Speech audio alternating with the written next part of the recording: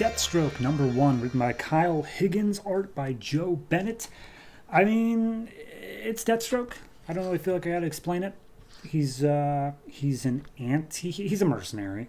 I don't want to say anti-hero, because he's just a mercenary, but, sometimes villains need a book too.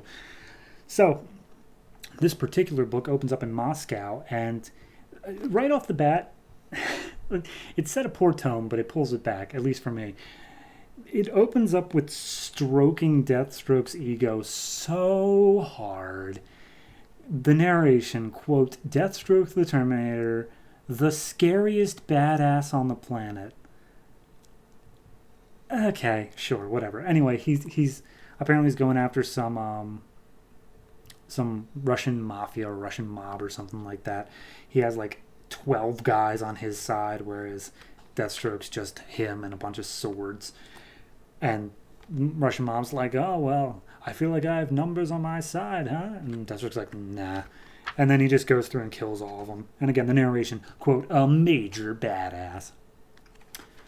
And then it just says, all right, everyone knows how badass he is, but he's a mercenary, he does it for money. So even then, you can just hire him as a bodyguard just to, really scare people off from doing anything. And then it's revealed that all of this was basically a sales pitch from Deathstroke's, I guess, job finder, like the guy who arranges the jobs for him. His name is Christoph. So he's like, oh, and because all that is true, and because, believe me when I say that this is a good deal. And he's like, dude, save the pitch. What do you want? And he's like, it's an assassination and a recovery. And apparently it's supposed to be impossible, and they're going to have to put together a team for this one because it's so crazy hard. Deathstroke's like, I don't really do teams. And he's like, oh, trust me, if you're not interested, then if you don't think you can cut it, then, I'm sure the team could do it themselves.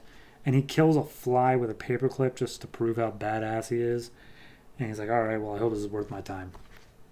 Cut to later. It's a team of teenagers. It's 3 teenagers, April, Hughes, and Quinn, who do communications, transport, weapons, ammo, sharpshooting, blah, blah, blah. Your general backup guys.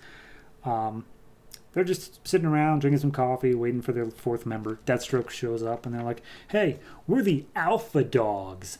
Dog spelled D-A-W-G. Yes, it's supposed to be stupid. Literally the next panelist, see, I told you the name sucked.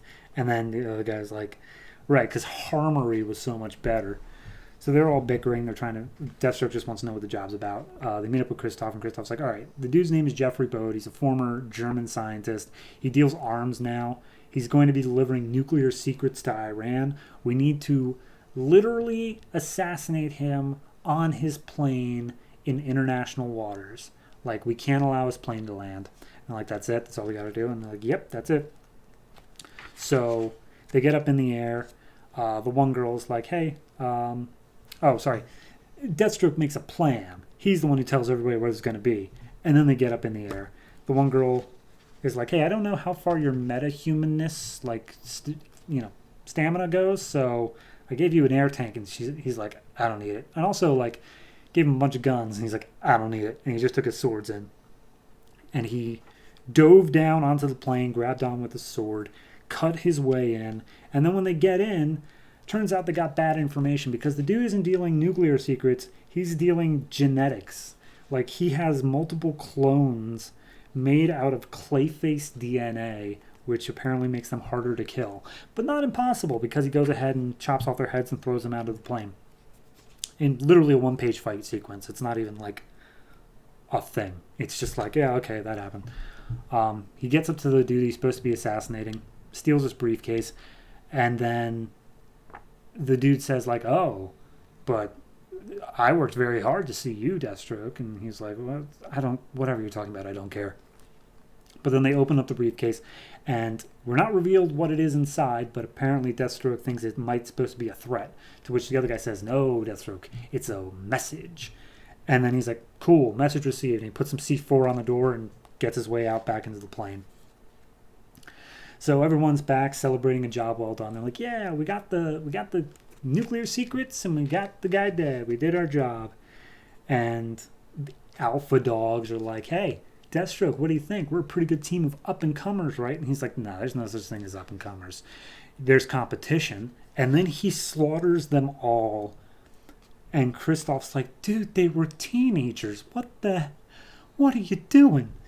And he's like, you think I needed a team for that? Are you insane? And he shows him what's inside the briefcase. And Kristoff's like, I didn't know, man. We still don't know what's inside. Kristoff's like, I didn't know. Deathstroke's like, hey, this bodyguard work you're having me do is causing an image problem. So you get me a high-profile thing now. Kristoff's like, nobody thinks you can cut it. That you're all washed up. And he's like, well, then you better sort that out, man. Also clean up this mess. And that's where we leave the issue, is him walking away saying, be a good dog, clean up the mess. I like it. I think it's a good setup issue. It sets up just the barest plot in that Deathstroke has an image problem and he needs bigger, badder jobs to get it back, and someone tried to send him a message. Those are just small enough beats that he could fit the rest of the exposition in there, which he did. I think the opening part of it just being a ego-sucking, like, he's a total bad. 5 guys or 55, it doesn't seem to matter. Like, okay, I get it. Art-wise, it's fine. It's good. I didn't have any problem like following the action or anything like that. And everything, for the tone of the book, it's all dark. Like, the inker went pretty crazy on it, which is fair. I'm not saying that he shouldn't have. It fits the tone. So I have no complaints on the art. Writing-wise, I think it did a very capable job. It explained who Deathstroke is, even if I didn't particularly like the way they did it. And it set up what the future arc is going to be, an image recovery thing, and also whatever was in the briefcase. I'm down with that. It's a good setup. I'm going to give this a 7.5. It's pretty good. I'm not sure just how much I care about Deathstroke in general, because, like, he doesn't care. Like, all he cares about is his image, which can be good, but, like, there's only so long I can take the whole whatever, like, attitude. So we'll see how it goes. Overall, like I said, 7.5. It's fine. It's a good pickup for now. We'll see how it turns out in future issues.